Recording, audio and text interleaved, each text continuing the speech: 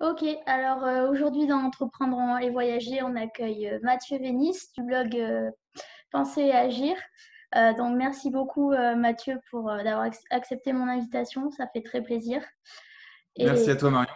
ouais, et donc aujourd'hui on va parler d'entrepreneuriat avec une dimension un peu développement personnel, psychologie et justement ce qui m'intéresse avec Mathieu, c'est voilà, tout l'aspect développement personnel, comment passer à l'action, comment vaincre ses peurs, etc. et sortir de sa zone de confort. Donc, je te propose de commencer par te présenter pour ceux qui ne te connaissent pas. Ok, pas de souci. Je m'appelle Mathieu Vénis, je suis le créateur d'un site internet qui s'appelle Penser et agir.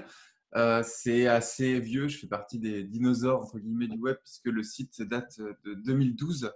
Je suis passé par plein de péripéties. Je l'ai créé donc en février 2012. C'est un gros site aujourd'hui de développement personnel et de psychologie plus largement. Il y a plus de 1300 articles qui sont publiés. Et je suis aussi connu pour être l'auteur d'un livre qui s'appelle C'est décidé, je change de vie, donc qui est publié aux éditions Interédition. Donc la maison d'édition Interédition, c'est la maison d'édition développement personnel du groupe Hachette, qui est quand même D'accord? un gros éditeur. Et ma particularité, c'est d'être un ancien ingénieur qui fait du dev perso et donc d'avoir une approche du développement personnel qui va être très structurée, pas à pas, avec des process, etc et droit sur l'action. J'ai appelé mon approche le développement personnel par l'action. Voilà. Tout à fait. Et est-ce que tu peux nous expliquer justement comment tu es passé de l'ingénierie au développement personnel? Comment tu es arrivé à ce constat? Alors, ça s'est pas fait en un jour. Il faut savoir qu'à la base, on va dire depuis mes 15-17 ans, je suis passionné par la psychologie. Tout a commencé quand j'étais au collège, donc plutôt vers 15 ans à peu près. J'étais ultra timide et je pouvais pas aborder les filles. Donc, c'est un peu un truc qui revient souvent dans le dev perso, d'ailleurs, j'ai remarqué. Oui, Et cette timidité, alors c'était plus que juste aborder les filles, mais j'étais tellement timide, je ne pouvais même pas lever la main en cours pour poser une question. Et donc, j'ai commencé à me renseigner sur les techniques de séduction. Et à cette époque-là, ça fait longtemps, il n'y avait rien qui existait en français et j'ai découvert un peu toutes les techniques de séduction américaines, etc. Et je suis remonté un petit peu, ce que j'appelle remonter la rivière de la connaissance, un peu comme un saumon, tu vois, qui remonterait vers ouais, la la rivière. rivière. Et ouais, et je suis passé donc des techniques de séduction au développement personnel plus largement, et puis du développement personnel à la psychologie, notamment à tout ce qui était psychologie des choix et psychologie de l'influence. En français, on parlait de manipulation, mais c'est plus de l'influence. Oui, Donc typiquement avec des livres de Robert Cialdini, donc qui est très connu, qui s'appelle Influence et manipulation. Il y a aussi des ouvrages français de Jean-Léon Beauvois et Robert Vincent Joule. Il y a un livre qui m'a marqué qui s'appelle Petit traité de manipulation à l'usage des honnêtes gens. Et en fait, tout ça, quand on est français, quand on regarde ça de l'extérieur, on se dit c'est pour manipuler les gens, pour faire du mal. Et moi, je l'ai plutôt utilisé, et c'est pour ça qu'ils ont été écrits, pour comprendre comment est-ce que nous-mêmes, on s'auto-influençait, comment nous-mêmes, on se conditionnait, et comment on pouvait dépasser un peu ces barrières mentales. Donc, c'est là que ma passion pour la psychologie est née. Seulement, moi, j'étais dans une famille où, côté paternel, on disait il faut être médecin, et côté maternel, on disait il faut être ingénieur. Et bon, j'ai la phobie du sang, du coup, je suis plutôt devenu ingénieur. En plus, j'aimais l'informatique, donc ça tombait bien. J'étais un peu fainéant à l'école, donc j'ai pas fait une école d'ingénieur, j'ai fait une fac de sciences à Nantes à l'époque. Et donc j'ai eu mon master, mon bac plus 5, etc. Et j'ai un peu suivi le chemin tout le tracé. schéma, oui. Ouais, j'étais ni bon ni mauvais, tu vois, j'étais un mec entre deux. Puis quand je suis arrivé, donc j'ai fait un bac S, ensuite j'ai fait la fac parce que l'école d'ingénieur, je pensais que voilà, c'était trop compliqué, je voulais pas faire de prépa, etc. Ouais, Et comme donc j'ai moi. fait la fac. Et j'étais plutôt bon en fait en informatique, en mathématiques, tout ça, j'étais assez logique comme garçon. Donc j'ai suivi là-dedans en ayant tout le temps ma passion pour la psychologie en arrière-plan. Et de toute façon, dans ma famille maternelle surtout, on me disait voilà, si tu fais de la psychologie, c'est hors de question, tu vas foutre ta vie en l'air. Donc, en gros, bon, j'ai fait ingénieur. J'ai bossé 4 ans en tant qu'ingénieur. Et ces 4 années, ça a été un peu une descente aux enfers. J'ai vraiment tu vois, en fait, comme je réussissais et que j'étais pas mauvais, en plus, je Ouais. gagnais bien ma vie, tu vois. J'étais ingénieur, j'ai travaillé pour Thales, j'ai travaillé pour Areva, j'ai travaillé Ouais. pour EDF, j'ai travaillé pour Airbus. Enfin, vraiment des grosses boîtes. J'étais consultant pour des gros trucs et ça faisait bien, tu vois. Tu disais Oui, dans un oui, bien repas sûr. avec tes amis ou autres, tu dis, ah, ça fait bien, nanana. Sauf que moi, au fond de moi, j'allais vraiment pas bien, tu vois. Et j'ai eu des soucis, c'est-à-dire que pendant ces années-là, j'ai pris quand même 15 kilos. Donc, j'étais un peu plus gros. Tu vois, quand tu prends 15 kilos, tu n'es pas obèse, mais tu es quand même Oui, bien oui, gras. oui, oui. J'ai Ça se développé… traduit, ouais. Mhm. Comment? Ça se traduit sur le corps. Voilà, exactement, tu le vois. Mm. Après, j'ai pris de l'eczéma, j'ai eu toute la partie gauche de mon corps qui était recouverte d'eczéma et j'ai commencé à avoir mal au dos. Et il y a un moment, donc au bout de la… Je ne sais plus quelle année c'était exactement que j'exerçais en tant qu'ingénieur, mais j'ai eu mal au dos, j'ai eu un lumbago qui ne s'est pas résolu et on m'a diagnostiqué une hernie discale. Et en Mm. fait, un jour, je me retrouve dans un RER, tu vois, je vais à mon travail et je me dis, c'est pas possible, quoi. Je veux dire, tu as pris 15 kilos, tu as la moitié du corps qui est recouvert d'eczéma, tu commences à avoir une hernie discale, je ne pouvais plus me tenir sur la jambe gauche. À ce moment-là, j'étais juste sur la jambe droite, tu vois, comme ça, en équilibre.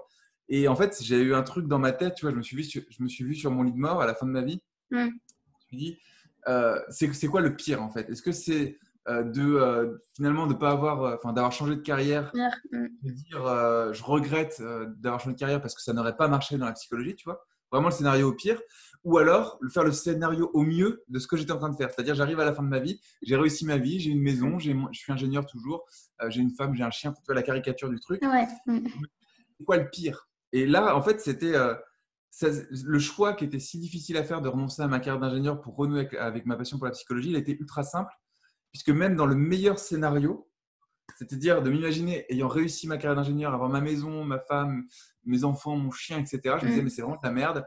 Et enfin, c'est pas de la merde. Je veux dire, pour moi, C'est pas si, peut-être pas si bien que ça, ou que ça te correspond pas totalement.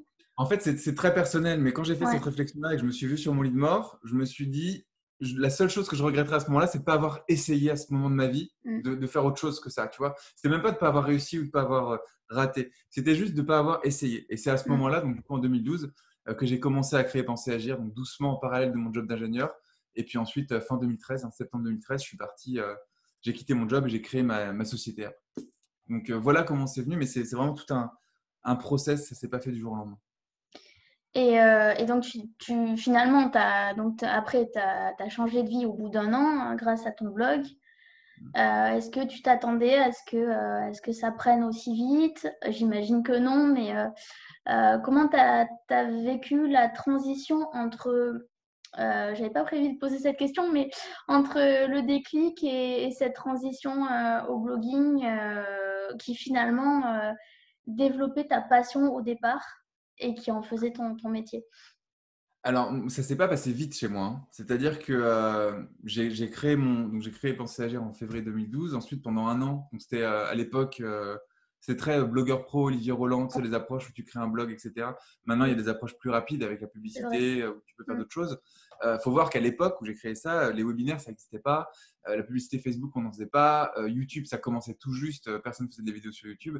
Et on faisait des blogs, tu vois. Donc, c'était vraiment, c'est un ancien monde à l'échelle d'Internet. Ça fait quand même longtemps, ça fait 8 ans. Et ça s'est vraiment pas fait en un jour. Il n'y a pas eu Mm.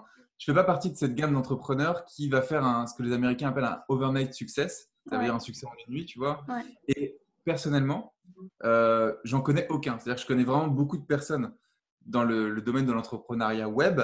Il y Mm. a énormément de pubs qui te disent que tu vas réussir rapidement. Moi, je connais vraiment ceux qui ont réussi. Je connais des gens qui gagnent des millions.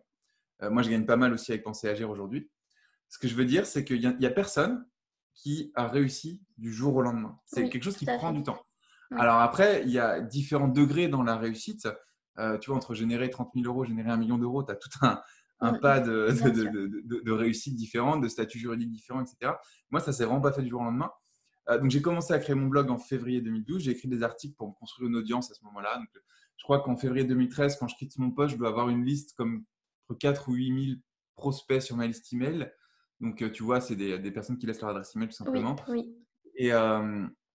Et, donc, je sortirai ma première formation en ligne. Donc, je commencerai à vendre quelque chose en ligne seulement en 2014. C'est-à-dire que moi, entre le jour où j'ai… Oui. Ça peut paraître fou aujourd'hui, mais à Non, non, l'époque, mais c'était oui. la norme, on va dire. On mettait Mm. du temps à vraiment se lancer. Et je suis convaincu que quelqu'un qui se lance rapidement aujourd'hui et qui veut aller trop vite, il ne va pas durer longtemps. Parce qu'avec Penser Agir, j'ai la chance de voir Mm. passer énormément de gens, comme le blog est vraiment très connu aujourd'hui. J'ai beaucoup de Oui. gens qui me contactent, comme toi d'ailleurs, hein, qui me contactent. Et en fait, je vois les gens naître et mourir un peu Ah, partout. Et j'en mm. vois qui réussissent, mais au bout d'un moment, tu vois, c'est pas un truc qui se fait Oui. rapidement. Mm. Et donc, voilà, 2 ans après, je vends ma première formation. J'avais fait un lancement, type, tu sais, les lancements, ça s'appelle en français, on dit lancement orchestré, qui est une marque Oui, déposée tout à par fait. Sébastien. Oui. Sinon, ça s'appelle un super lancement, on va dire. Bon. Mm. Et j'avais fait. Comment j'avais fait? J'avais fait 8 000 euros, je crois, quelque chose comme ça de chiffre d'affaires. Et j'étais hyper déçu en fait. Parce que déjà à l'époque, on était tellement matraqué par le fait qu'on pouvait faire des millions et des millions d'euros que moi, dans ma tête, je m'étais dit, je vais faire 100 000 euros. Tu vois, j'étais, ouais, je vais gagner plein d'argent, nanana. Et en fait, j'ai fait 8 000 euros. Et je ne me rendais pas compte à l'époque qu'en fait, ce que j'avais fait au regard de ma liste email, au regard de l'ancienneté, de la liste, etc., bref, toutes les considérations marketing que je n'avais pas, en fait, ce que j'avais fait, c'était vachement bien. Mais je ne m'en rendais pas compte. Et donc, s'en est suivi une phase de, tu vois, d'un peu de déprime. Ah ouais, mais en fait, j'aurais dû rester ingénieur, etc. Et j'ai beaucoup oscillé comme ça. Et j'ai créé des formations, j'ai créé des produits, etc. Jusqu'à construire ce qui est aujourd'hui Penser et Agir. Où là, aujourd'hui, bon, bah, sur ma liste email, j'ai 128 000, je crois, prospects. Il y a quelque chose, alors ça varie avec les mises à jour d'algorithme Google, mais on est monté jusqu'à 400 000 visiteurs par mois sur le blog. Ouais. Enfin, c'est quand même Considérable. assez énorme. Voilà. Et puis, bah, j'ai plus de 3000 clients aujourd'hui, alors au fil des années, bien sûr, hein, pas en ce moment même. Oui. Mais voilà. Donc, mais je veux dire, c'est un processus qui a pris du temps. Et pourquoi est-ce que j'insiste là-dessus? C'est parce que je veux que les gens qui regardent cette interview, ils aient conscience que c'est possible déjà, enfin, de vivre de la formation en ligne ou de la vente de produits en ligne, quel qu'il soit. C'est possible, c'est faisable. Les techniques pour faire ça, on les connaît. Maintenant, c'est vrai que quand même, ça prend du temps, il faut être passionné et il faut en vouloir. C'est pas… si c'était simple, en fait, tout le Il monde n'y le a ferait. pas, il y a pas enfin, oui, moi aussi, j'axe beaucoup là-dessus, sur l'authenticité, sur le fait d'être patient, courageux, persistant, que ça prenne du temps, de dire que il n'y a pas de recette magique, ça ne va pas se faire en un claquement de doigts et qu'il faut quand même être passionné et en vouloir et travailler pour. Et voilà, et comme tu l'exprimes très bien, ça ne se fait pas en un jour. Tout à fait. Faut qu'il y ait un sens derrière. Je pense que Ouais. si tu veux… moi, au début, j'ai fait l'erreur quand j'ai quitté mon job. Donc, c'était d'abord pour ma passion pour la psychologie. Mais comme je gagnais plutôt bien ma vie en tant qu'ingénieur, j'avais aussi cette ambition de gagner de l'argent, tu vois, et de recoller à mon salaire d'ingénieur assez rapidement. Ce qui est l'une des pires erreurs qu'on puisse faire quand on crée une entreprise, quand on est entrepreneur, c'est de penser comme un salarié et de se dire je veux gagner tant pour me verser tel salaire. Et en fait, c'est pas comme ça que ça marche une entreprise. Au début, ça met du temps à se lancer, puis après, ça croît d'un coup. Et il ne faut pas penser en se disant il faut qu'à telle date, j'ai autant d'argent pour me verser mon salaire, etc. C'est tout un tas de trucs un peu abstraits comme ça au début, mais dont on prend conscience au fur et à mesure.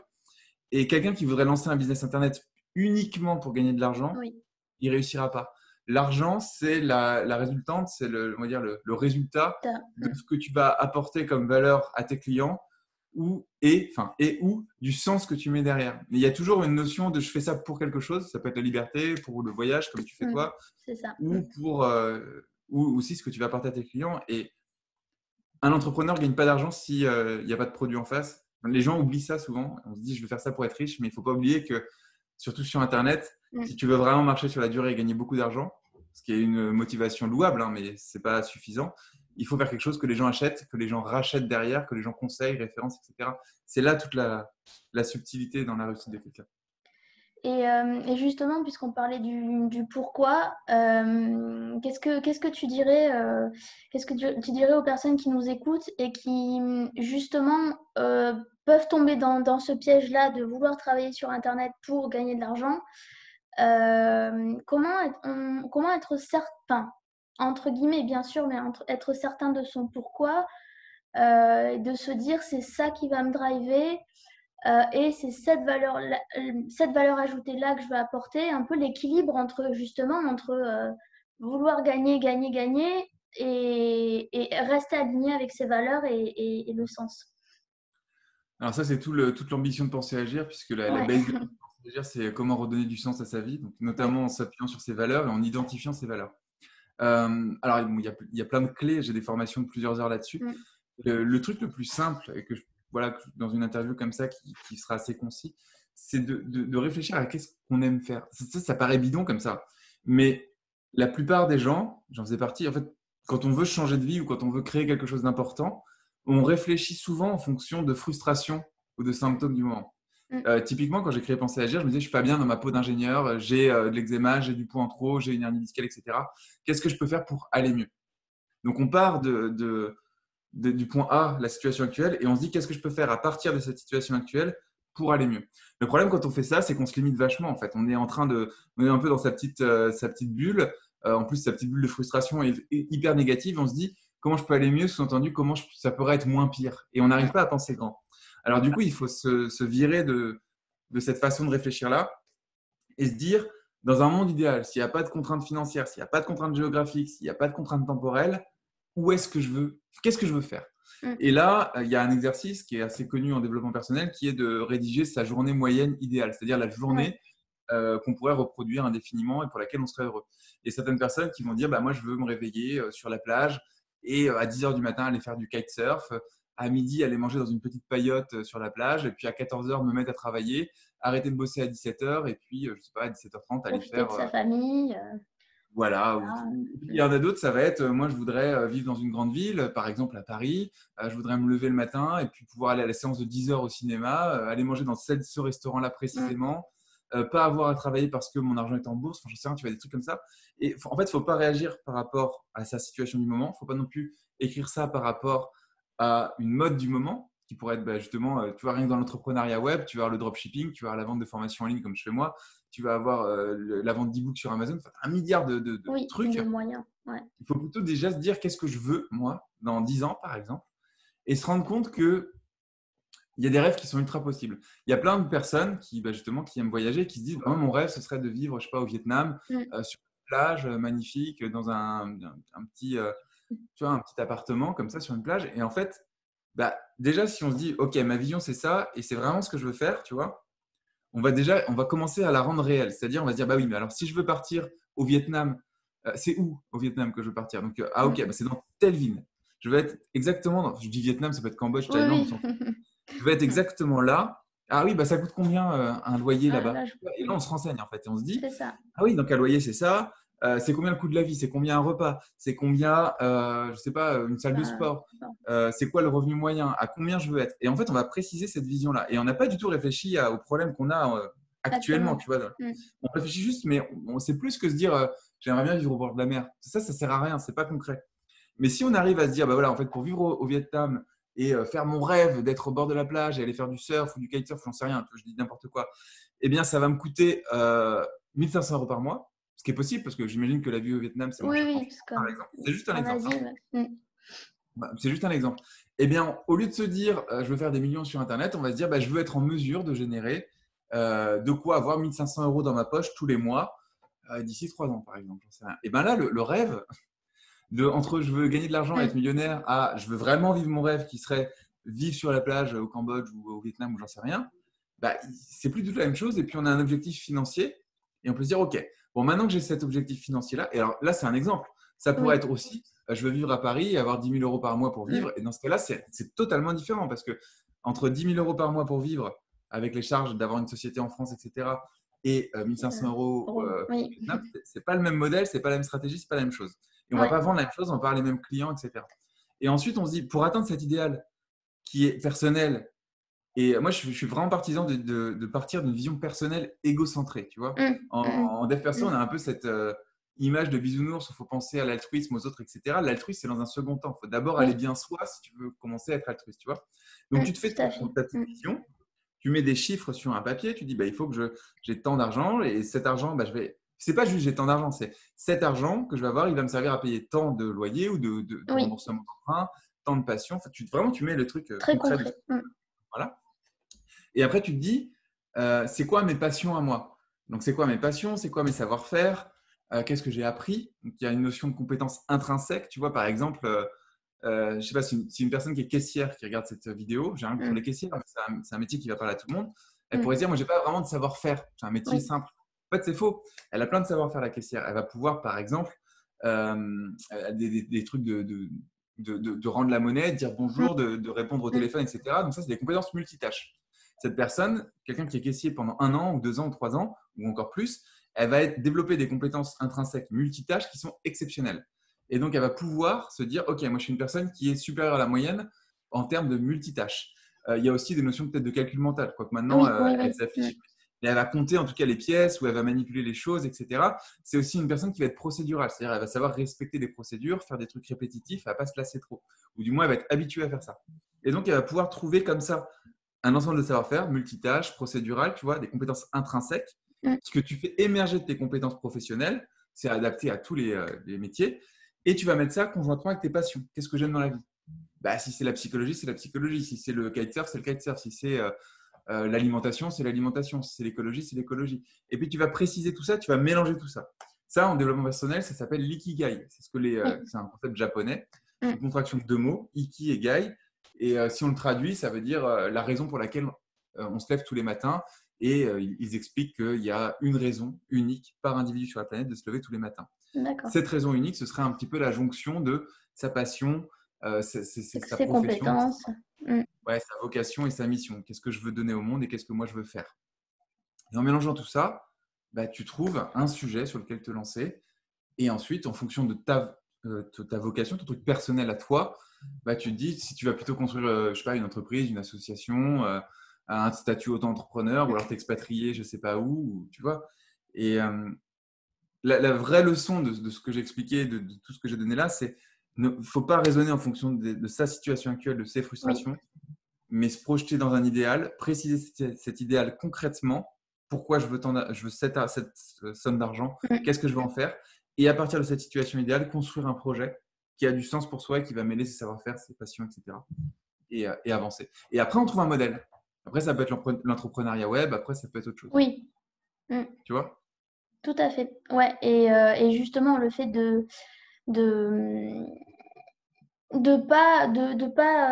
de pas se fixer de barrières, de contraintes directement et de se recentrer un petit peu aussi. Je pense que, c'est pas quelque chose qu'on nous apprend à l'école, par exemple, et c'est pour ça que c'est intéressant et que beaucoup de personnes sûrement se retrouvent dans cette situation aujourd'hui, un peu bloquées dans leur situation actuelle et sans arriver à se projeter dans autre chose ou dans vraiment ce qu'ils ont au fond d'eux et leur vocation et leur désir personnel. Bah, tu as parlé de l'école. En fait, l'école, elle nous apprend quoi penser. C'est-à-dire, en gros, l'école te forme à vivre dans une société, à être salarié, elle ne te forme pas à être entrepreneur, l'école. Oui. Et on te dit, bah voilà, il va falloir que tu apprennes telle chose, les maths, le français, nanana, c'est mieux de faire des maths que du français. En tout cas, c'est un peu le message de l'école, même si c'est en filigrane, tu vois. Et donc, on va te diriger vers des écoles, généralement, donc métier d'ingénieur, métier école de commerce, donc vente, etc. Médecine. Voilà, et à aucun moment, on va te dire, on va t'expliquer comment penser. Comment penser, c'est plus introspection, qu'est-ce que je veux vraiment. Enfin, tout ce qu'on a dit là, justement, c'est du dev perso après. Oui. Et malheureusement, le dev perso n'est pas enseigné à l'école. Et quelle différence, toi, tu fais entre la philosophie, le développement personnel et la psychologie? Ça, c'est une vraie question intéressante. J'en ai fait, je sais pas combien j'ai fait d'interviews depuis que j'ai pensé agir. Il y en a des dizaines. Et on m'a jamais posé cette question-là. Alors que Tant mieux. et c'est fondamental. C'est fondamental comme question en plus. La philosophie, Je fais juste une petite parenthèse. Moi, j'ai fait 3 ans de philo à la fac, donc je voulais voir un petit peu ton point de vue là-dessus. Ouais. Bah, c'est intéressant du coup si en plus tu as étudié ça. Pour moi, alors je vais te répondre. Tu sais, moi, alors, ma particularité, c'est que j'apporte toujours des réponses d'ingénieur. J'ai adapté les méthodes, mes compétences intrinsèques à ma façon de voir le monde. Et il y a une compétence en ingénierie, quand on est ingénieur, qui est hyper importante, qui s'appelle le niveau d'abstraction. Donc, ce qui s'appelle l'abstraction sémantique, qu'on retrouve d'ailleurs dans la philosophie, puisque on parle d'abstraction sémantique aussi en philosophie, mais on parle d'abstraction philosophique. Oui. On va raisonner sur des concepts philosophiques. Et pour moi, ce que tu viens de me citer là, philosophie, psychologie, développement personnel, on est dans des notions d'abstraction philosophique ou d'abstraction sémantique, suivant si on est en ingénierie ou en philosophie. La philosophie, la bonne philosophie, ça va être des concepts généraux qui vont être influencés par des penseurs. Tu as plusieurs visions du monde. Il y a Descartes, Platon, Sénèque, enfin, il y en a plusieurs comme ça.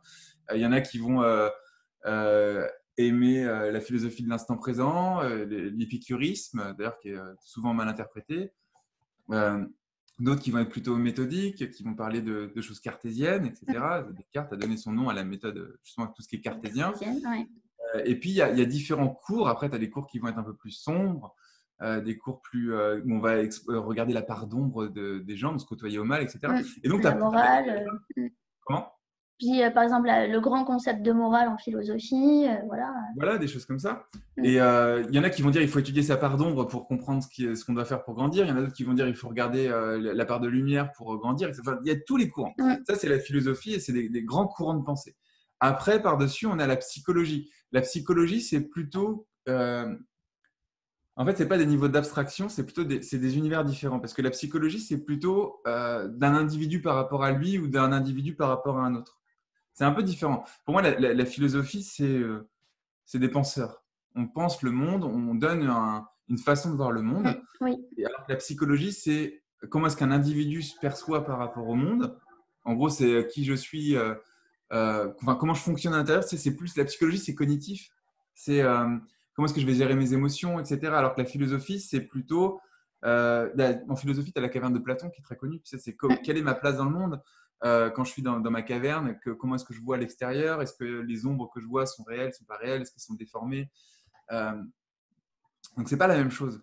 Et le développement personnel, c'est vraiment une méthode d'épanouissement personnel. Donc, en gros, tu peux avoir, tu vois, tu pourrais avoir le développement personnel, c'est un peu ce que je te disais tout à l'heure, quelle est ma vision plus tard, pas partir Oui. de la situation, machin. Donc, c'est vraiment des trucs pratico-pratiques. J'ai pas envie de dire dogmatique parce que je déteste le dogme, Mm. mais Mm. le développement personnel va apporter une notion de dogme quand même, ou en tout cas de procédure pour appliquer quelque chose. Parce que si tu fais de la psychologie, par exemple, des fois, c'est difficilement applicable. Enfin, si tu tapes un pavé comme ça Mm. Mm. de Jung ou enfin, de Carl Gustav Jung il y a un nom que je cherche, de Freud ou de sa fille, Oui, etc., ou oui, oui. Erickson, enfin, tu pars dans l'hypnose, dans la psychanalyse, etc., c'est quand même compliqué à comprendre, tu vois. Donc, faut, faut digérer tout le truc. Et puis, une fois que tu as compris une méthode, tu te dis, bon, bah, c'était la vision d'un psychologue. Bon, voilà. Après, le développement personnel, c'est un peu plus des méthodes pas à pas, mais qui vont être réductrices par rapport au reste. C'est-à-dire que le développement personnel est plus réducteur que la psychologie. Le développement personnel s'appuie sur la psychologie et la psychologie elle va forcément s'appuyer sur la philosophie. Pour moi, la philosophie, c'est le truc qui est le plus moins Plus abstrait et peut-être plus le plus juste, fondateur et le plus fondateur et le plus juste. Ouais. mm. Parce que même si c'est des pensées différentes, donc ça va quand même s'affronter et quand même se diriger un minimum, parce que forcément, il y a des gens qui l'écrivent, bah, la psychologie elle va se baser sur des valeurs de philosophie et le développement personnel il se base sur la psychologie. Donc la philosophie, c'est ce qui dirige le monde. Et après, tu vois, tu as plusieurs philosophies. Tu as la philosophie des sciences, Mm. où on va expliquer ce qui est bien à faire et ce qui n'est pas bien à faire. Typiquement, quand tu as un, du clonage ou des choses comme ça, bah, tu as toujours les philosophes derrière qui vont dire est-ce que le Éthique. clonage c'est autorisé Oui. sur un animal, pas sur un Mm. animal, sur un humain. Donc la philosophie, c'est elle qui va gérer le monde. Et de la même manière, sur le monde 2.0 avec les hyperconnexions et tout ça, il y a toujours des philosophes derrière qui vont réfléchir à quels sont les enjeux de ce qu'on est en train de créer. Tu vois. Mm. C'est le niveau le plus abstrait, je pense. C'est peut-être plus, enfin, pour moi, c'est plus dans le pourquoi et de réfléchir au sens de nos actions, tandis que le développement personnel sera, la psychologie sera plus peut-être axée sur la personnalité de la personne et le développement personnel sur justement sur le fait de se développer et d'agir pour ses propres objectifs. Ouais, mais les trois couches vont adresser le pourquoi, tu vois. Enfin, je veux dire, le philosophe, il Ouais. cherche le pourquoi il est sur cette terre et quelle est sa raison de vivre et quels sont les grands principes qui régissent le monde. Le psychologue, il va descendre pourquoi en lui et cognitivement Mm. réfléchir avec de l'hypnose ou plein de trucs de la psychanalyse. Enfin, il y a plein de méthodes de psychologie pour trouver son pourquoi et corriger avec l'introspection. Et le développement personnel, on va se poser la question. Il y a une méthode, c'est les pourquoi récursifs. Pourquoi je veux faire ça? Ah oui, mais pour être riche. Ah oui, pourquoi je veux être riche? Pour être libre. Et pourquoi je veux être libre? Pour nanana, tu vois. Et donc, on se pose tout le temps la question du pourquoi. Après, il y a encore un niveau qui est au-dessus de la philosophie, qui est encore plus abstrait, c'est le niveau de la spiritualité. Tu vois, Oui, c'est tout à où là, fait. c'est plus Mm. que quelques grandes idées. Ils peuvent un peu se rapprocher des valeurs, finalement, dont on parlait tout à l'heure en dev perso. Quand tu parles de liberté, par exemple, en dev perso, la valeur liberté, moi, je suis drivé par la liberté, tu vois, par exemple, Mm. Mm. c'est de la spiritualité, tu vois. À un certain niveau, quand le mot liberté, pour moi, c'est de la spiritualité. Après, tiens, bah, tu vois, on peut le faire comme ça. Tu parles d'une valeur spirituelle, la liberté. Ouais. Ensuite, toi-même, tu vas dire, c'est quoi la liberté pour moi? Là, tu deviens philosophe. Tu te dis, ah bah, la liberté, Oui. pour moi, Oui. c'est voyager, c'est être libre de dire ce que je pense sans entraver la liberté d'un autre, j'en sais rien. Donc là, tu fais de la L'absence de philosophie. contraintes. Bah voilà, donc tu fais ta philosophie. Ensuite, tu dis oui, mais cognitivement, comment est-ce que je vais le faire? Parce que moi, je suis un individu moi-même, je suis un être d'émotion, etc. Donc la liberté, elle va s'infuser comment? Dans ma cognition et dans ma cognition par rapport aux autres, puisqu'on est en lien avec d'autres êtres, et dans la société. Là, on a la psychologie, sociologie d'ailleurs. Sociologie, c'est la psychologie des sociétés. Et puis ensuite, d'un point de vue personnel, cette valeur liberté, j'en fais quoi concrètement maintenant? Il faut que j'aille d'un point A à un point B. Donc on a vraiment tout un, tu vois, spiritualité, philosophie, psychologie, développement personnel. Pour moi, quand tu infuses tes concepts dans les quatre axes de réflexion, Oui. c'est que tu commences à toucher une part de vérité qui est un peu ce que, tu vois, si on parle des Lumières, au siècle des Lumières, c'est un peu ça qui cherche, tu vois, la vérité. Bah, tu peux trouver ta vérité en te disant, voilà, la liberté, c'est quoi pour moi dans les 4 strates spirituelles, philosophiques, psychologiques, développement personnel. Si tout le monde réfléchissait comme ça, je pense que ce serait intéressant, tu vois. C'est intéressant comme question, je te remercie. De prendre le temps, oui, de réfléchir aux quatre strates, ouais. Mais d'avoir un cadre. Et tu vois, là, ce que je viens de te faire, en fait, parce qu'on n'avait pas préparé l'interview à l'avance, et du coup, je Non, on n'a n'avais rien pas préparé. préparé la réponse à cette Oui. question-là. Mais le fait, à la fin, tu vois, je te dis, bah, voilà, en fait, on devrait réfléchir dans ces 4 modèles-là. En fait, je viens de faire du dev perso, là. Tu vois, Oui. si demain, je sortais la formation comment réfléchir intelligemment et essayer de trouver sa vérité et de ne pas être enfermé dans le bruit du monde, etc., surtout en période de coronavirus, et trouver la vérité, tu vois, etc., eh ben, on pourrait se dire, réfléchir sur les 4 strates, spirituelles, philosophiques, psychologiques et développement personnel par rapport à qu'est-ce que c'est qu'une pandémie, tu vois. Et je pense qu'on aurait beaucoup moins de théories du complot ou de trucs, on aurait un raisonnement beaucoup plus global sur qu'est-ce que c'est qu'une. Et on pourrait faire appliquer ça partout, c'est intéressant. C'est un modèle de dev perso, ça, du coup. Ouais, c'est un modèle particulier. Il faudrait le creuser, parce que là, c'est en live, j'ai peut-être dit des grosses Oui, conneries, mais il faudrait creuser le truc pour voir s'il n'y a pas quelque chose à tirer on du va chat. faire un nouveau modèle. Ouais, mais c'est intéressant. Mais ce modèle existe déjà. Hein. Tu sais, quand tu fais de la philosophie, la philosophie des sciences, la vérification scientifique, la méthode scientifique, elle est couverte par une philosophie grecque qui s'appelle la zététique. Je ne sais pas si tu connais, si tu as étudié ça. Non, La zététique, c'est la recherche du vrai. Alors, d'accord. Ok. je sais pas, je connais plus la racine grecque exactement, Ouais, mais en gros, il s'appuie sur comment est-ce qu'on va, pas valider l'information en elle-même, mais comment est-ce qu'on va valider le processus avec lequel on va nous considérer une information comme vraie ou comme fausse.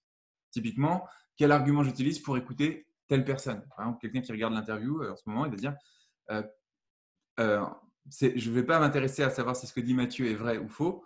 Je vais plutôt m'intéresser à comment moi, est-ce que je vais considérer que ce qu'il dit est vrai ou faux. Et là, on va avoir différentes façons d'argumenter, les sources, l'argument d'autorité, les biais cognitifs, les biais de confirmation, etc. Et tout ça, c'est dans une science qui s'appelle la zététique. Donc, et je ne serais pas surpris que le petit modèle là, qu'on vient d'échafauder sur les 4 strates ne soit pas déjà introduit dans la zététique ou des choses comme ça. Ok. Alors, j'avais pas du tout prévu qu'on aille aussi loin, mais c'est pas grave, tant mieux. Je vais changer un petit peu de sujet. Est-ce que, ça c'est vraiment une question personnelle que j'avais, est-ce que tu as déjà fait des voyages à tendance un peu développement personnel? Alors, il y en a un que je raconte dans. Hop, je suis désolé, j'ai mon téléphone qui a Oui, fait s'il y tu. avait du Je vais bruit. le mettre en silencieux, désolé. Il y a un voyage alors, j'ai pas eu pour ambition à l'origine d'un voyage de faire ça. Tu vois, j'ai pas fait une méditation vipassana ou je suis pas allé faire une randonnée de 130 km dans la forêt, j'en sais rien. Par contre, en 2013, juste après avoir créé Penser Agir en Oui. 2012, je suis parti à Miami avec mon meilleur ami. Et ce voyage, il a été complètement dingue en fait, parce que donc à ce moment de ma vie, j'étais vraiment pas bien, tu vois. Justement, j'étais dans la transition ingénieur psychologie. Et en fait, c'est une grosse leçon que j'ai appris de la vie, ça.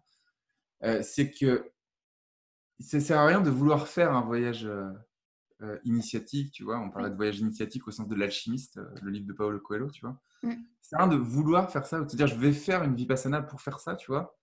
C'est plutôt dans le contexte où tu es, quand on a besoin, tu pars dans un endroit et le voyage il va se faire tout seul. Et donc, moi avec mon meilleur pote, on était parti à Miami et il nous est arrivé des trucs de dingue là-bas. Je lisais un livre qui s'appelle Créateur de réalité d'un auteur qui s'appelle Olivier Lockhart, qui est un auteur très connu notamment dans le monde de l'hypnothérapie. Il a écrit un bouquin comme ça, c'est un pavé, Hypnose, qui est le bouquin de référence de tous les hypnothérapeutes. Et donc, moi, je lisais Créateur de réalité. Et ce livre, il a complètement changé ma vie. Et en fait, j'étais dans un état émotionnel très déstabilisé, tu vois, à ce moment de ma vie. Et je me suis dit, je vais faire comme si ce que je lisais dans ce livre, je le lisais au premier degré, que j'allais créer ma réalité, tu vois, pendant 11 jours, qui étaient les 11 jours que j'allais passer à Miami. C'est intéressant de faire une expérience comme ça, parce que c'est limité dans le temps, tu vois. Tu vas pas sombrer non plus dans la folie. Tu te dis, voilà, pendant 11 jours, je vais devenir fou, et on verra ce qui se passe. Et c'est marrant de se mettre dans cette situation-là. Et tu vois, il n'y a pas besoin de partir en Inde ou de partir je ne sais pas où. Tu vois. Tu peux le faire n'importe où. C'est juste qu'il faut qu'émotionnellement et intérieurement, tu te dis, bon, bah voilà, là, je suis un moment de ma vie où ça ne va pas, ou un moment de ma vie où je me pose des questions. Donc, je vais faire une expérience. Et donc, j'ai lu ce livre-là, je l'ai pris un peu au pied de la lettre et il nous arrivait des trucs de fou. Donc, je le raconte dans le chapitre 1 de mon livre, C'est décidé, je change de vie, pour les personnes qui s'intéressent. J'en parle au début et je donne ce qui m'est arrivé dans le voyage. En fait, j'explique les étapes dans le chapitre 1. Et il y a un truc incroyable qui m'est arrivé dans ce voyage-là que je divulgue à la fin du livre, en fait. Et voilà. Du coup, je ne vais pas aller plus loin pour ne pas casser le suspense s'il y a des gens qui veulent le lire. Mais voilà, ce voyage-là était un voyage initiatique ou dev perso au sens pratique, mais je ne l'avais pas pensé comme ça. Et il y en a eu d'autres après. Tu vois, par exemple, je vais souvent à Nantes. C'est là que je suis né et que mon meilleur pote vit. Et puis voilà, quand c'est l'anniversaire de ma mère ou de ma tante, etc., je retourne à Nantes. Ou de mon père, tout ça. Et à chaque fois, je vais voir mon pote Florian, du coup, mon meilleur pote. Et il nous arrive des trucs de dingue à chaque fois, tu vois. Et il n'y a pas besoin de faire un voyage de fou, tu vois. Je peux partir un jour, je vais faire une soirée avec lui. Et je sais pas, tu vois, on est un peu, on aime bien tester des trucs. Et un jour, on va se dire, bah, allez, on va appeler des esprits, tu vois. Et on va acheter une table de Ouija, un truc comme ça sur Internet. Et on va commencer à faire ça. Et tu n'as pas besoin de partir loin pour te créer des expériences hyper puissantes de dev perso, tu vois. Et n'importe qui regarde cette vidéo, après, ça dépend des intentions, tu vois. Mais on peut très bien s'acheter une table de Ouija ou même griffonner une table de Ouija, machin, et vivre une expérience psychologique cette fois. Que ce soit vrai ou pas, qu'on croit aux esprits ou pas, tu vois, on s'en fout finalement. On va vivre un truc intérieurement. Après, tu as tout ce qui est stupéfiant aussi. Hein. Tu vois, il y a des personnes qui ont vu des trucs, des voyages avec du LSD, avec de la MDMA, avec de la weed, je sais plus, de l'herbe. Tu peux manger un space cake, etc. Après, voilà, c'est illégal en France, donc il ne faut pas le recommander, faire attention, nanana. Mais je veux dire, des voyages, c'est pas le voyage en lui-même qui compte, c'est pas la destination qui compte, c'est pas le protocole ou les gens avec qui tu vas partir qui compte, c'est l'intention que tu vas mettre dedans. Et si en plus de l'intention, ok, tu peux rajouter des gens sur la même longueur d'onde ou une destination paradisiaque, penser pour ça, ça va amplifier le truc. Mais avant tout, c'est toi, tu veux quoi? C'est toujours pareil. Si tu mets une intention. Ouais, ce soir, tu peux faire un rêve lucide et partir. J'ai fait des rêves lucides, c'est incroyable. J'avais fait des sorties de corps aussi. Alors après, on ne sait jamais, tu sais, quand tu fais une sortie de corps, ça s'appelle un voyage astral. Quand tu fais ça, tu sais, tu as des gens, ils te disent ça au premier degré sur YouTube. Moi, j'en ai fait plusieurs. Je ne saurais jamais te dire si c'est réel ou si c'est du rêve, tu vois. Mais finalement, on s'en fout que ce soit réel ou que ce soit du rêve. Ce qui compte, c'est toi, qu'est-ce que tu en penses? Quelle est ta perception? Quelle est ta vision du truc? Ne pas l'imposer ta vision aux autres. D'ailleurs, c'est mauvais, tu vois. Quand tu penses à imposer ta vision aux autres, philosophiquement, tu es en train de créer un dogme, tu vois. Et là, tu es en train de créer un dogme, tu es en train de créer une religion, etc. C'est pas bien, ça, tu vois. Mais par contre, si toi, tu vis une expérience interne forte, que tu te crées ton dogme à toi, pour toi, et que ça t'apporte une leçon de vie, eh ben, voilà, le voyage, il est fait. Il n'y a pas besoin de faire des trucs grands. Et j'encourage tous les gens qui font ça à faire des trucs petits. C'est ça, et agir à son niveau et même petit, voilà, même petit, ça compte et ça peut être tout type d'expérience possible. Ouais. Bah, moi, j'aime le voyage, mais après, voilà, il y a même en tant que pour le voyage, effectivement, il y a différents types de voyages possibles. Il n'y a pas besoin de partir nécessairement à l'autre bout du monde. Et aussi le fait ce que j'ai trouvé intéressant, c'est le fait de ne pas avoir d'intention dans un cheminement ou dans une initiation d'un changement ou d'une action. C'est justement le fait de se laisser surprendre aussi qui est intéressant et qui est porteur de leçons. Alors ça c'est encore autre chose. Enfin, pour moi, il y a une intention personnelle. Après, faut pas faire reposer toute tout le voyage ou la thérapie, ce que tu veux, sur la méthode. Tu vois, en se disant, je vais payer un voyage de 7 jours, je sais pas où, Mhm. en Thaïlande, avec un car touristique où tout sera organisé, ça va résoudre mes problèmes. Ça, tu vois, Non. c'est une caricature, mais c'est la plus grosse connerie. Mais c'est l'intention qu'on met. Après, il y a quand même Ouais. des trucs psychologiques cette fois qui sont plus tu pars loin, plus tu vas t'éloigner de tes problèmes. Ça a été montré en psychologie, c'est assez marrant, tu vois. Donc c'est vrai que si tu voyages quand même à l'autre bout du monde, tu vois, quand je suis parti à Miami, j'habitais à Paris, donc c'est quand même à l'autre bout Oui, du monde. oui, oui. Ben, psychologiquement, tu vas plus facilement t'éloigner de tes problèmes. Donc il y a quand même D'accord. quelque chose d'intéressant. Et après, ouais, il y a un truc dans le voyage qui est hyper important que tu viens de dire, c'est de surtout pas tout prévoir à l'avance. C'est-à-dire que moi, je prévois rien, tu vois, quand je pars en vacances Ouais. me renseigne un peu sur ce qu'il y a à faire et tout, ça oui, mais je vais surtout pas réserver tout à l'avance, tu vois. C'est un coup à s'enfermer dans une prison que tu as créée toi-même à l'autre bout du monde, tu vois. Alors que si ça se trouve, quand tu vas aller, je sais pas si tu pars, moi quand j'étais plus jeune, j'adorais partir en auberge de jeunesse. Tu arrives dans l'auberge de jeunesse, putain, tu rencontres plein de monde. Mm. Si tu avais prévu tous tes jours d'aller faire une croisière ou un voyage ou une excursion ou un machin et que tu rencontres, je sais pas, une personne qui est hyper inspirante avec qui tu sympathises et qui te dit bah Ouais. viens demain on va à la plage, tu vois. En fait, juste aller à la plage, ça peut être 100 fois mieux que de faire l'excursion que tu avais prévue quand tu étais sur ton cul dans ton ordinateur à Paris, tu vois. C'est Donc c'est ça. vrai que se laisser surprendre, c'est magique. Donc mettre une belle intention personnelle dans le voyage, aller loin, c'est vrai, si on peut se le permettre, c'est toujours mieux. Mm. Pour être complètement, tu vois, Dans avoir une un autre autre culture. environnement, une autre culture. Mm. Mais après, on peut avoir une autre culture en partant aussi en Estonie, par exemple, ou en partant Aussi. en Oui, Ukraine, tu vois. c'est Enfin, je ça. parle pour la France, là, c'est pas loin, hein, c'est 2 heures d'avion, hein. Même si tu vas au Oui, sud de l'Espagne, c'est d'autres.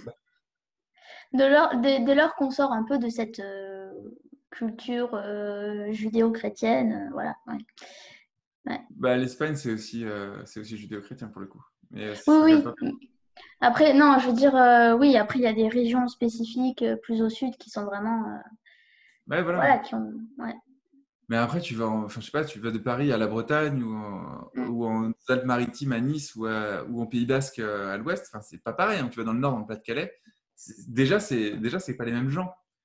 La culture, tu la vois à l'échelle d'un pays. Tu vois, quand tu dis judéo-chrétien, c'est Mm, oui, sociologique. Maintenant, à l'échelle individuelle, si tu te mets dans, par exemple, une auberge de jeunesse, même en France, tu seras, par définition, tu vas filtrer la sociologie sur des gens qui voyagent, parce que c'est une auberge de jeunesse, qui n'ont pas énormément d'argent et qui sont ouverts aux rencontres. Donc déjà, rien que de se dire, je pars n'importe où, hein, mm, euh, dans une auberge de jeunesse, ton microcosme, il va être complètement différent de si tu pars dans un club med ou si tu pars dans un hôtel 5 étoiles ou un hôtel 2 étoiles. Enfin, tu vois, c'est pas du tout les mêmes vacances que tu auras. Pourtant, c'est le même pays, la même culture. mm, Mais le microcosme où tu vas t'immerger toi, c'est pas le même. Donc, c'est ces choix-là qui sont importants quand on part en vacances.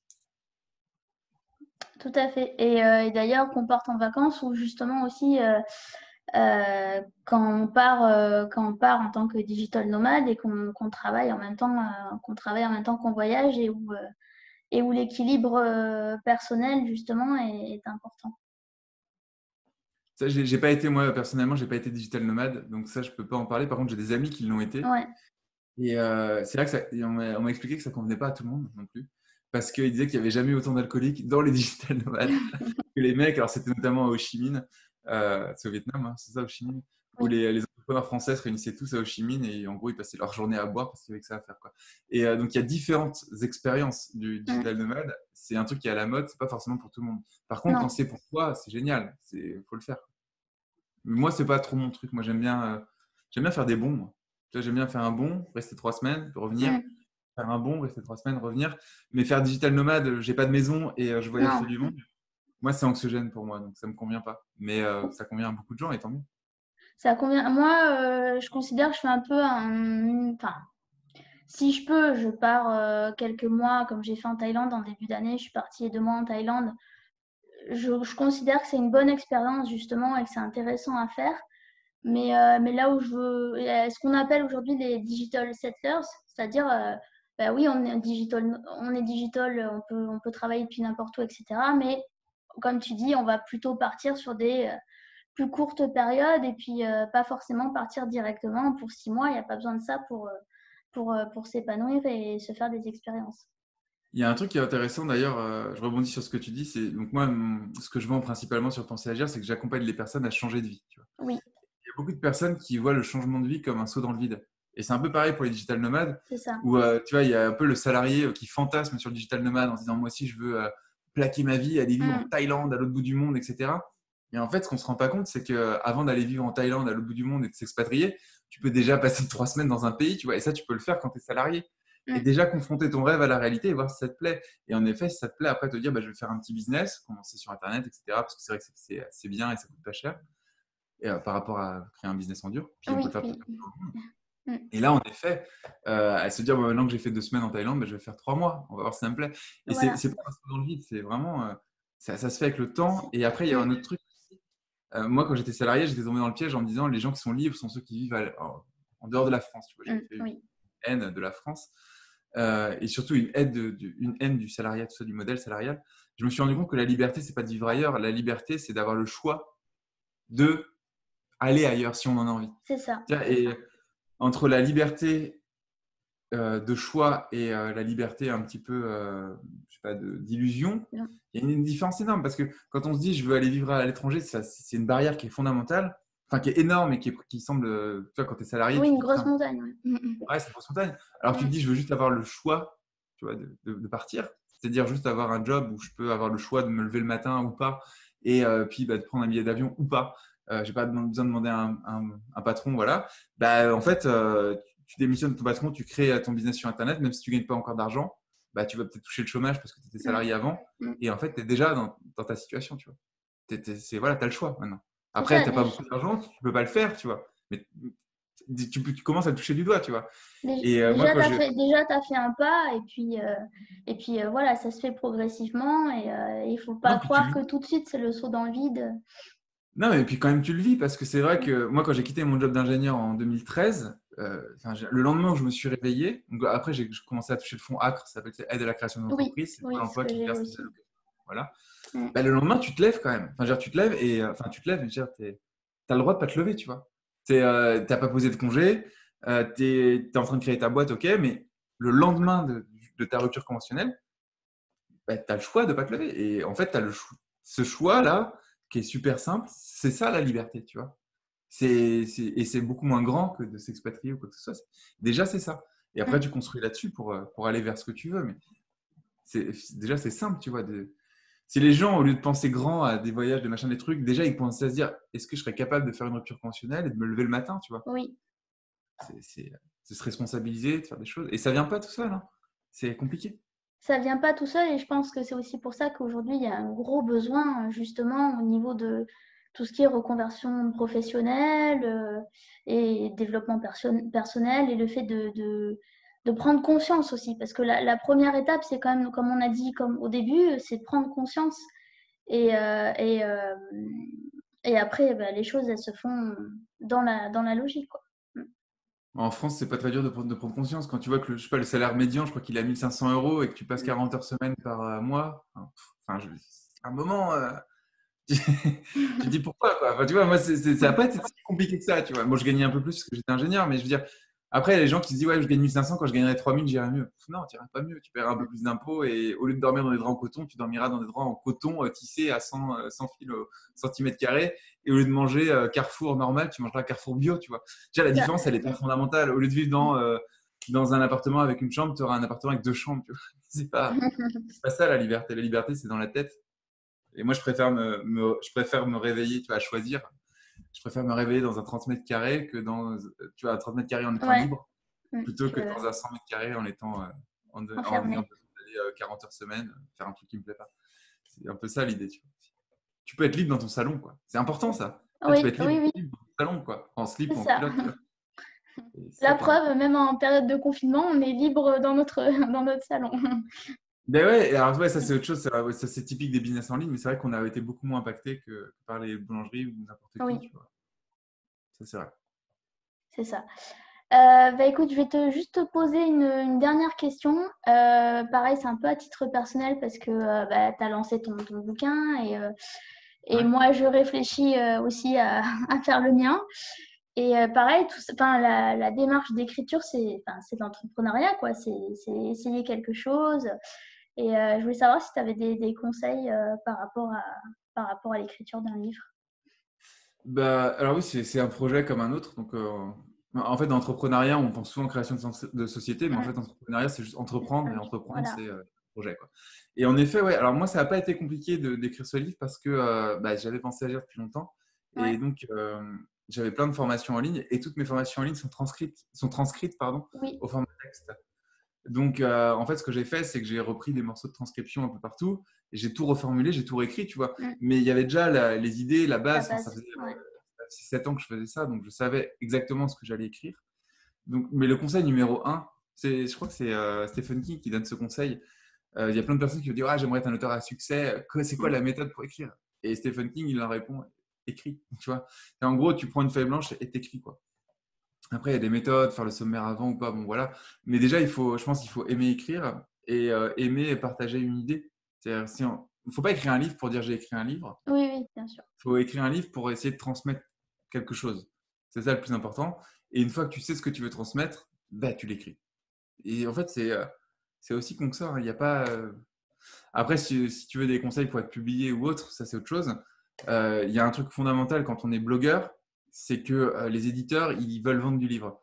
Et eux, ils cherchent des auteurs qui ont déjà une audience. Mm, Donc, si tu as un site, déjà que tu montres que tu as écrit pas mal d'articles, qu'il y a des commentaires sur tes articles, que tu as une audience qui te suit, etc., une communauté, même petite, hein, mais déjà tu as une communauté, ça va distinguer de, je sais pas, tu vas faire partie oui, du 1 pour 1000 des mm, personnes qui veulent écrire des livres. Il y en a 999 qui ont envie d'écrire un livre. Peut-être qu'ils ont des bonnes idées, tu vois, mais à part leur famille, même leur famille s'en fout, tu vois.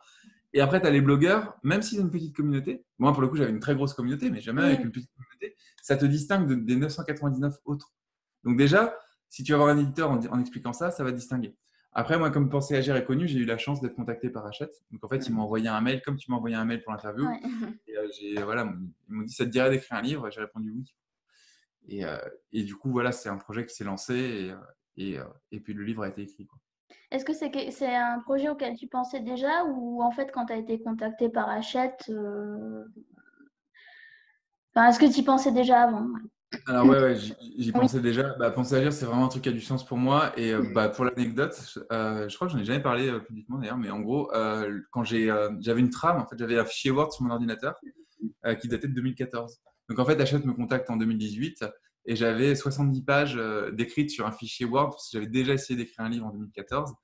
Et en 2014, je m'étais rendu compte que ce que j'écrivais, c'était bien, mais il y avait plein de zones d'incertitude, de zones de flou, tu vois, j'avais pas encore résolu. Parce que je voulais écrire un bouquin sur le changement de vie en 2014. J'avais l'idée de changer de vie, j'avais cette idée qui était née en 2012, mais j'avais pas changé de vie, tu vois, donc je me sentais ouais, pas légitime, j'avais plein de d'accord. points de flou, etc. Mais par contre, j'ai repris cette base que j'avais écrite en 2014 et je l'ai complétée avec du coup, toutes les formations que j'avais créées, toute mon expérience, tous les trucs que j'avais appris. Et là, j'ai réussi à faire vraiment ce que je voulais écrire depuis, depuis tout jeune. Mais j'avais aussi, quand j'avais 17 ans, j'avais commencé à écrire des trucs de science-fiction, tu vois. Donc j'avais quand même cette envie d'écrire Il y depuis. avait le terrain, il était déjà là. Mais j'ai l'impression qu'on a tous envie d'écrire. Enfin, on a tous envie de partager des idées. Et le meilleur moyen de partager une idée qui va rester dans le temps, c'est quand même un livre. Parce qu'après, on peut faire des vidéos, on peut faire des trucs, tu vois, mais C'est pas bon, pareil. ouais, le livre, Mm, voilà, tu l'imprimes. Quand il est imprimé, tu peux pas les mettre, tu peux pas les faire un montage vidéo et couper un truc, tu vois. ouais. Tu peux pas les publier non plus. Le livre, il existe, donc tu fais plus attention. Euh, je pense que tout le monde veut écrire un livre au fond de lui, mais il y a des chances que beaucoup de personnes n'aient pas identifié enfin, le sens qu'il y a au fond d'eux, Mm, ce dont on parlait au début de l'interview. oui. Tant que tu n'as pas identifié ça, ça sert à rien d'écrire un livre. Tu vois, ça sert à rien d'écrire un livre pour écrire un livre. Il faut d'abord avoir envie d'envoyer un message et ensuite tu le mets dans un livre. Là, c'est intéressant. Super. Écoute, je pense on va terminer là-dessus. Ok. Merci beaucoup. En tout cas, bon, il y aurait encore plein, plein de questions à aborder, mais peut-être une prochaine fois. Je te remercie beaucoup pour ton temps et puis Avec plaisir. je te souhaite une bonne continuation. Allez voir le travail de Mathieu et puis à bientôt sur le blog. Merci Merci à Mathieu. toi et j'espère que ça plaira à tes lecteurs, auditeurs, viewers. Et, J'espère que ça plaira à tout le monde. et bonne continuation à toi aussi dans ton projet. Merci beaucoup. À Ciao. bientôt. Ah, merci, au revoir.